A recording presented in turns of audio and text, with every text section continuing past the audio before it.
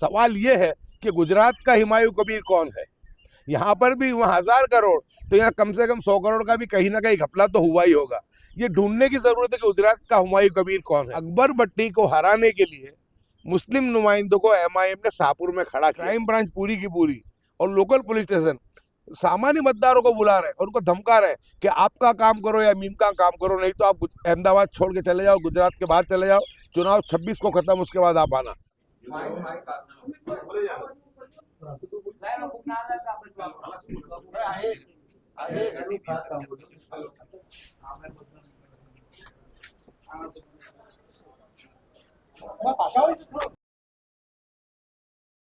गयासुद्दीन भाई, पहले सिर्फ लोकसभा चुनाव में और विधानसभा चुनाव में इस तरह की खबरें आती थी कि उम्मीदवारों पर दबाव बनाया जा रहा है, पुलिस को लगाया जा रहा है, क्राइम ब्रांच को लगाया जा रहा है। अब निकाय चुनाव में भी गुजरात में इस तरह की गुंडागर्दी सामने आ रही है बीजेपी की। आज कांग्रेस के एक प्रतिनिधिमंडल ने में जिसमें आप भी शामिल थे, आज एक मुख्य चुनाव आयुक्त से बात की, आपने मुलाकात की, क्या कुछ रहा? आप इसी से अंदाजा लगा लो कि पहले ये सब घटनाएं लोकसभा और विधानसभा चुनाव में हुआ करती थी।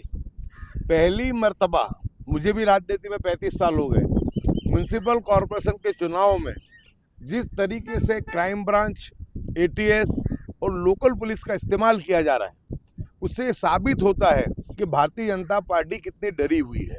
उनको पता है कि जो 30 साल से भाजपा का शासन रहा है गुजरात में, उसकी सबसे निकम्मी सरकार वो भूपेंद्र पटेल की सरकार है। और आज उनको एक डर लग रहा है कि जब आवाम के सामने जाना है, और एसआईआर भी हुई है और उसमें बोगस मतदाताओं के नाम भी निकले हैं जो वोट चोरी करके चुनाव जीतते थे, उस पर भी कुछ ना कुछ अंकुश आया है। तो अब नया हथकंडा आजमाते हुए पुलिस को, प्रशासन को साथ में लेकर के जिस तरीके से दबाव की राजनीति शुरू की है, ये सरमुख्तयारशाही है और लोकशाही की हत्या की जा रही है। आपने देखा कि जब नॉमिनेशन फाइल हो रहे थे, उस वक्त में क्राइम ब्रांच और लोकल पुलिस, मैं अहमदाबाद के अपने कोर्ट विस्तार की बात करूं, मेरे देनेपुर विधानसभा की भी बात करूं, कि उसमें आए हुए कॉरपोरेशन विस्तारों में जिस ढंग से क्राइम ब्रांच के अधिकारी, लोकल पुलिस स्टेशन के पीआई, पुलिस के बातमीदार जो थे, बुटलेगर और ले भागू बिल्डर, उनको बुलडोजर से डरा करके उनके पास नॉमिनेशन फाइल कराए गए हैं। और सभी को ये कहा गया है कि आप एमआईएम में से या आप में से जो है अपना नॉमिनेशन फाइल करो।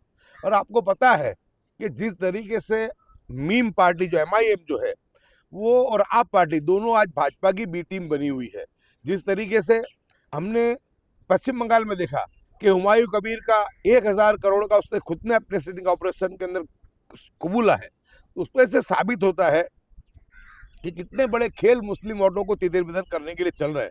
सवाल ये है कि गुजरात का हुमायूं कबीर कौन है। यहाँ पर भी वहाँ 1000 करोड़, तो यहाँ कम से कम 100 करोड़ का भी कहीं ना कहीं घपला तो हुआ ही होगा। ये ढूंढने की जरूरत है कि गुजरात का हुमायूं कबीर कौन है। और जिस ढंग से, जिस तरीके से, आपको एक एग्जाम्पल दूं कि शाहपुर में कांग्रेस का एक ही नुमाइंदा जीतता है और वो भी मुस्लिम नुमाइंदा अकबर भट्टी। आप देखिए कि वो सीट पे सिर्फ 16,000 मुस्लिम समाज के वोट हैं और 60,000 हमारे हिंदू समाज के वोट हैं।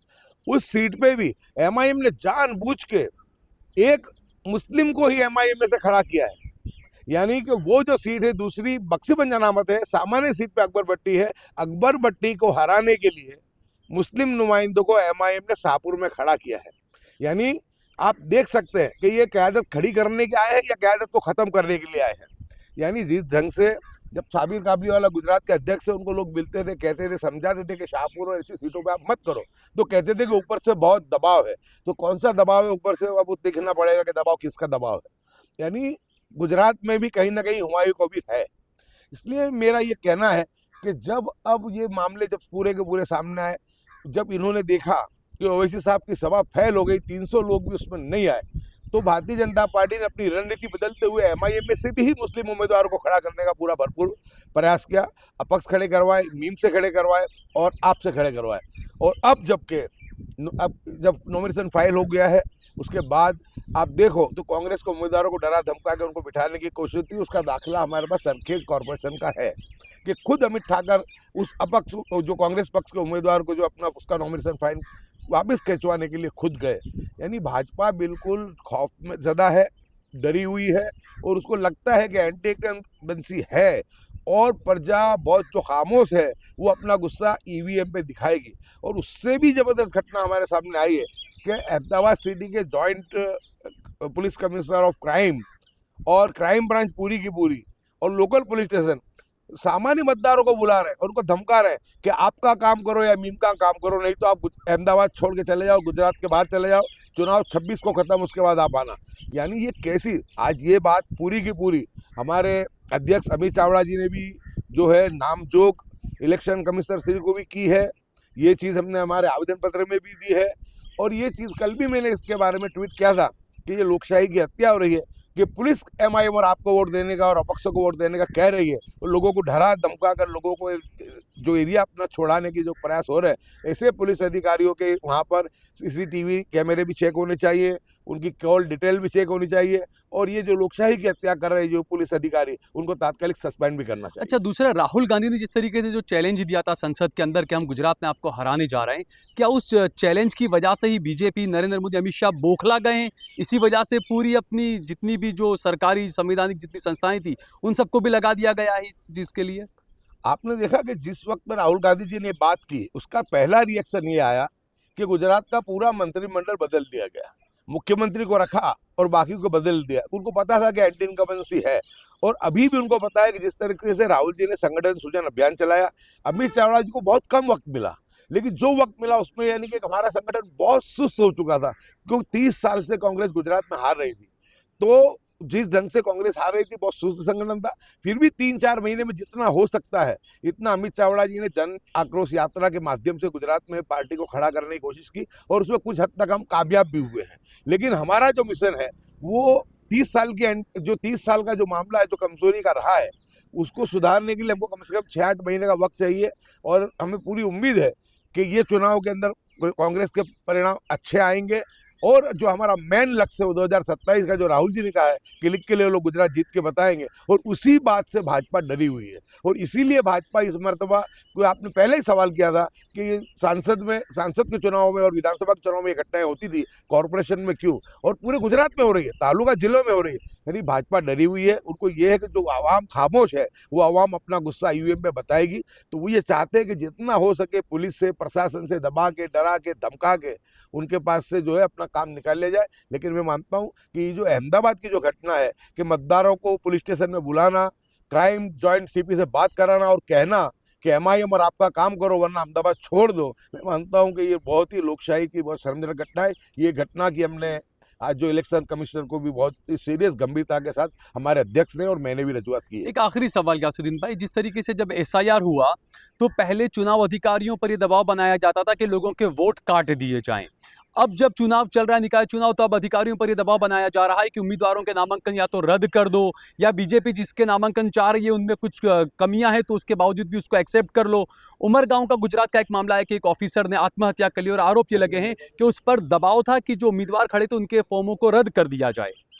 एसआईआर में भी आपने देखा दबाव के कारण कई अधिकारियों ने आत्महत्या की और अभी भी इस मामले को लेकर भी उमरगांव के अधिकारी ने आत्महत्या कर ली। आपको मैं कहूँ कि कितना दबाव बना होगा उन पे कि एक अधिकारी को अपनी जान गंवानी पड़ी। आपको अहमदाबाद के दरियापुर कॉर्पोरेशन का एग्जाम्पल दो।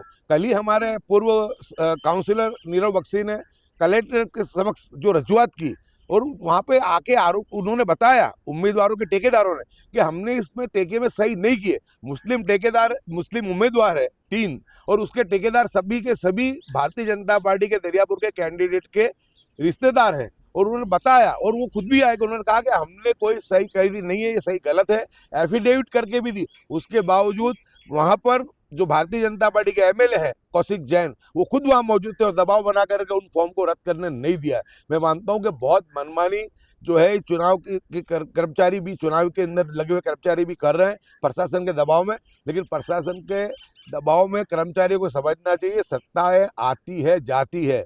ये सब चीज़ों का आज नहीं तो कल हिसाब होने वाला है, हमारे अध्यक्ष ने कहा है। और मैं आपके माध्यम से ले भागू बिल्डरों को, पुलिस के बातमीदारों को और बुटलेगरों को भी कहना चाहता हूं कि भारतीय जनता पार्टी की भड़वाई बंद कर दो।